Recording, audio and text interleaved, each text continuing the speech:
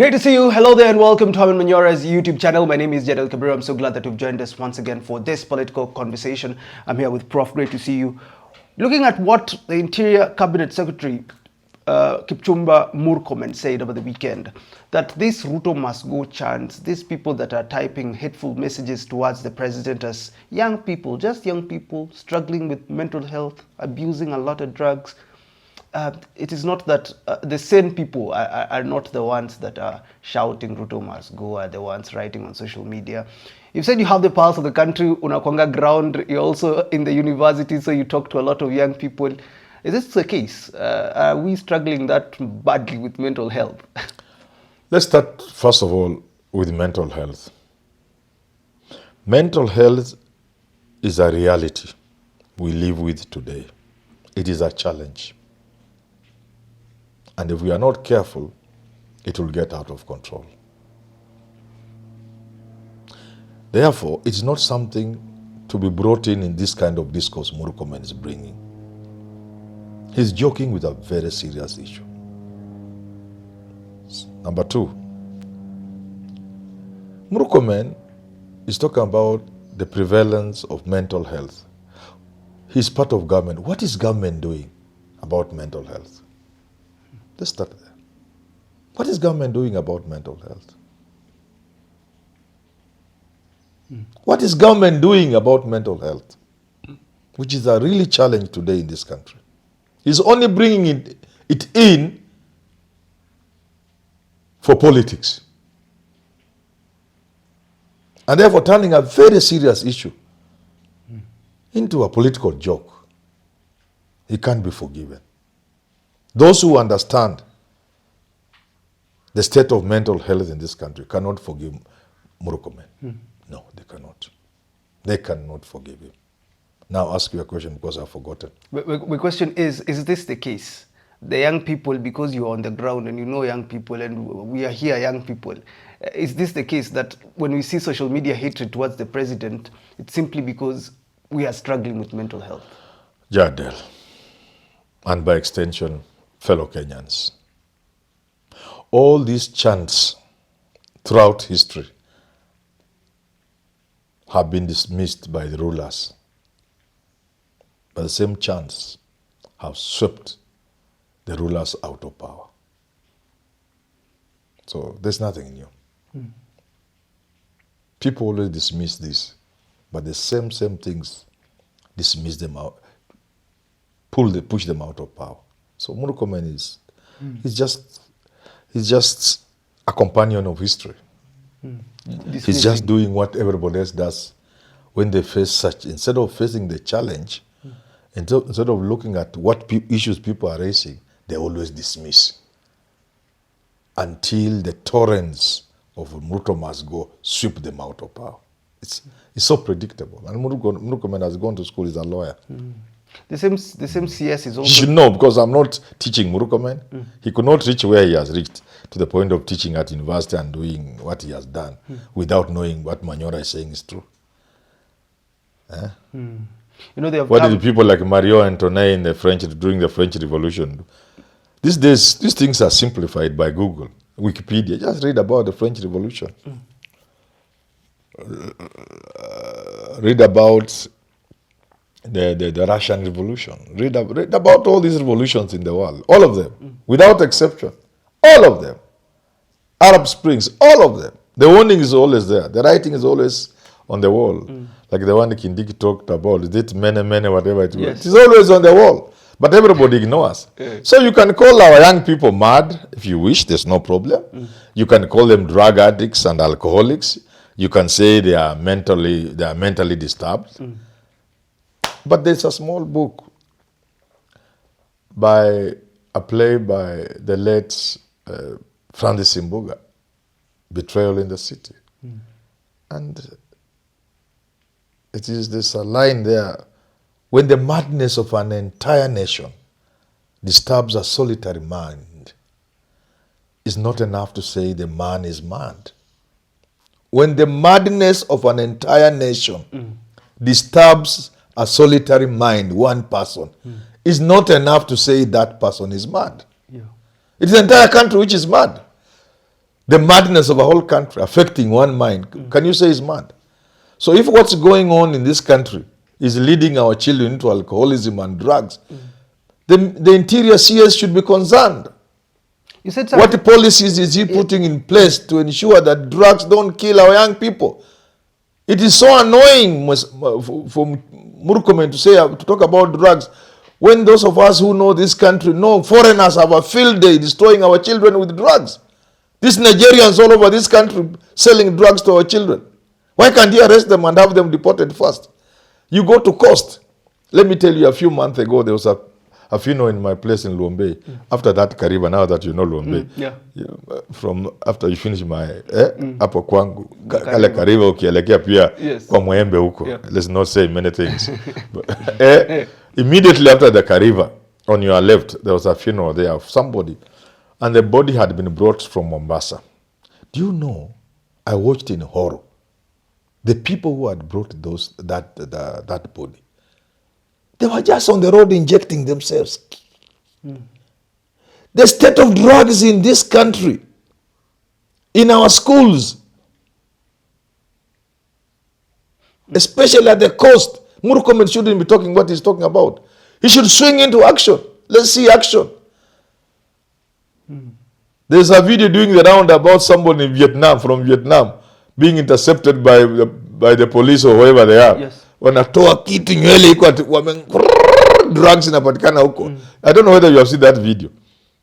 What has Murkomen put in place to ensure that, let me, illicit drugs are not sold to our children? They are destroying. Around any college, somebody tell Murkomen, around the surrounding area of any college in this country, there are always drug peddlers. And they are all known. Any school, around any school, there are drug peddlers. And they are known. They are known, Murkomen. They are known. People destroying our children with the drugs. They are best close to schools and colleges. And they are known, Murkomen. Why don't you get them? It's so annoying, so disturbing. Let me tell you something else. I come from Western. There is poison that comes from Uganda, I must mention, in the name of Changa, ethanol or whatever it is called. Areas from like Bunyore, Luanda areas, up to our area, Vihiga, those areas, areas of Kisumu. There are things that come from Uganda where one glass is put in a whole jerrycan of water. Children are zombies. There is a video. One glass in a jerrycan, a full 20-liter mtungi. People can't walk. They just wobble from there. In Luanda, there's a woman known for that. Murkomen, why don't you arrest that woman? There is a video doing around on Luya walls, those of us from Vihiga. I should send it to Murkomen. Then he should look for an interpreter. A woman is saying, watoto wetu wamerudisha majembe kwa store. We can't get grandchildren. An old woman dressed in that women guild outfit. Our children have returned jembes to the store. We can't get grandchildren. Anaomba, anaongea na anaomba Mungu, saidia watoto wameisha. Our daughters don't have husbands. That woman is from that area. That thing I'm telling you has destroyed young people in those areas. Let Murkomen move into action. So if you are government and you're concerned about this must go, of course there's also the issue of unemployment too. Where do you start so that we can soften, Kenyans tweeting online? You do what but they gave the president an exam with a marking scheme. And the president chose to fail the exam. They told him, simple things that require no money. Reorganize your government. This government cannot deliver for us. What did the president do? He pretended he had. He sent his cabinet home. Then he brought them back. That required no money. Yeah. The finance bill, he withdrew, but it has come back. Sasa kama president anaamua kuanguka mtihani, sasa wanafunzi hao watoto watafanya. Sasa mkubwa mwenyewe anaanguka mtihani na amepewa mpaka na marking scheme. Sasa hapo, sasa kweli I have looked at the demands of the Gen Z. They are not even 1/10 of the demands I would make if we were to make this country move forward. The things these people are asking are so basic. They have no political cost. You know, there are certain things if you do, they have a political cost to them. None of the things they said they wanted done had a political cost. None of the demands from Gen Z had a financial cost. None. Because if the finance bill was to raise 340 billion in a 3 trillion budget, 3 point something trillion, less than about 87%, an additional, that was not the budget. That was a finance bill is not to give you everything you need. It introduces extra cash for you, an extra 300 billion. In a country where people steal 3 times that money in a year. So what are we talking about? Was there any financial cost? There were no demands that had financial implications from the Gen Zs. There were no demands that had a political cost. The demands from these young people were so basic, so simple, they cannot even move this country forward. Then why do you think there is no willingness? That is that you'll have to ask the president and these people. Why you will ask the president, how come we are suffering as a country and this country could collapse? Because I agree with the military chief. Yeah. I just don't agree with the timing. And with Nordina Haji. What they are saying is true. There is instability in the country. It's being made worse by this Ruto must go. And tunaweza kuamuka siku moja we find we have no country. Because if you chant Ruto must go, and then Ruto sometimes maybe goes, takes a helicopter, it can become so bad. Presidents have taken helicopters to run out of State House. Most recently, go up. Sri Lanka. Yeah, so it happens. Argentina, it happens. You can unaingia helicopter unatoroka State House. You know, then that vacuum, who takes over that vacuum? It's normal. The military will take over. I think this is a question with many Kenyans. And that is not to say that now things will be better. In the 21st century, the military cannot rule a country. That's a plain fact. But it's happening in Botswana. Yeah, you see. Or is it Burkina Faso? You see now the Sahel region. Yeah. You know, it's a long story. If I had time, I'll tell you. Yeah. The Sahel region is just a different story. The relation between the civilian and the military. The civilian give you chance. The military give you a chance to do something. And they always want to see it is done well.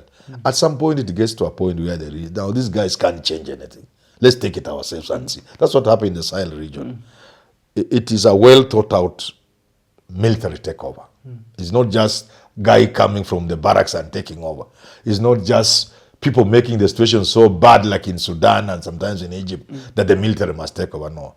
This is a highly thought over ideological position from the military, that we have given the civilian time, and they are through normal election. They don't want to change. They don't want to do things the way they should do them. So, since they are the ones who really make you, who have the really power, they only allow civilians in any country to do their thing. So these ones figure out now these guys cannot, and therefore they take over in that kind of arrangement, not through anarchy. Not through impromptu or things or some guy just shooting in the air and taking over. No, that is different. The Sahel region is a very different ball game altogether. But even then, I wouldn't wish it to any country. I would wish to wake up every morning and know I'm under civilian rule. You get it? Yeah. Maybe finally, I'm still pondering with the same question I had, willingness. Is there any advantage in the country being the way it is for Ruto? Because things are, it's so clear what needs to be done. It's so clear the language. Who would be happy with anarchy and chaos? This Ruto must go. May look very innocent. But let me tell you, and I've said this many times, and I'm saying because I love this country. Allow me to keep saying I love this country.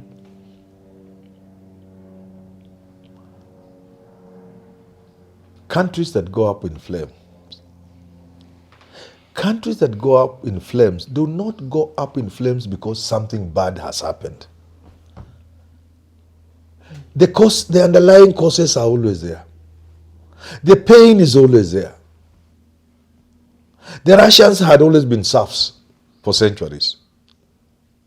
The French for centuries had lived under kings who had excesses.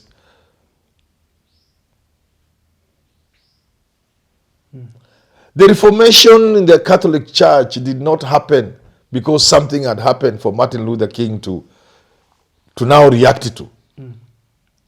For hundreds of years, the church had engaged in excesses.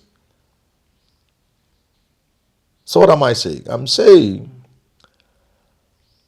it is bad for any society to have people who are restless, who are not at peace, people who have anger, people who are annoyed, people who are suffering. And when that suffering reaches a point of consciousness, those in power have to realize it's not business as usual. So in Kenya, what we are realizing, the suffering has always been there. But the country has reached a certain level of consciousness which Murkomen and Ruto and the rest must be aware of. A level of consciousness. What therefore is left, and that's what the military and the intelligence are talking about, a spark. It's always just a spark. Not the cause. The causes are always there, but a spark. As you end the program, allow me to give you an example. The so-called Arab Springs. In Tunisia, the land of Alice, or whatever he was called by, I've forgotten. In Tunisia, like elsewhere in the Arab world, the population was restless because of the excesses of the rulers. The underlying causes and the active causes were already there. In Tunisia, a young man, a hawker, was slapped by Kanjo. You know Kanjo? Yeah. These city askaris who chase hawkers, selling only sweets and cigarettes for survival. Kijana aliezekwa kofi. Pap! Na aliezekwa kofi na nani? Na mwanamke. The guy took fuel, akajimwagia mafuta, akaweka kibiriti. Akachomeka. Akajichoma, akajimwagilia mafuta. Mimi naongea Kiswahili wa Kenya wasikia. Amefukuzwa na askari wa Kajo, anauza peremende na sigara hivi vitu dogodogo watu huuza. Ili angalawa ingie na shilingi 200 ama 150 nyumbani watoto wakule ama watu wake wakule. Akachapwa kofi na askari mwanamke wa Kanjo. Akajimwagia mafuta, akachukua kibiriti, akajiwasha. Na inchi ikaanza kuchomeka siku hiyo hiyo. So what the military and the NSI is saying is true.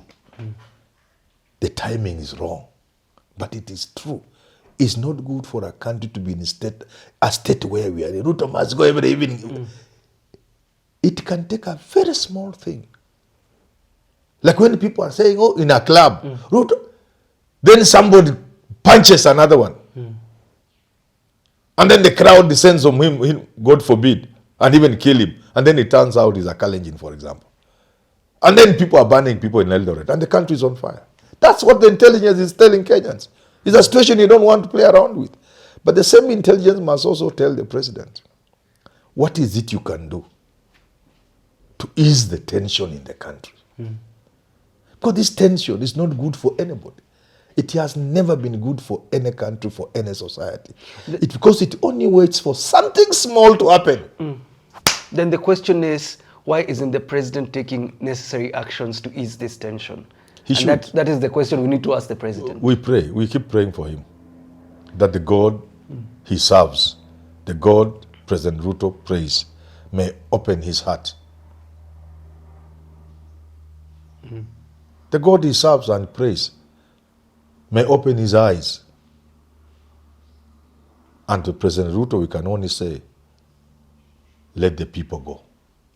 Thanks for tuning into that conversation with Herman Manyora. Let the people go, as Moses told Pharaoh. Goodbye for now.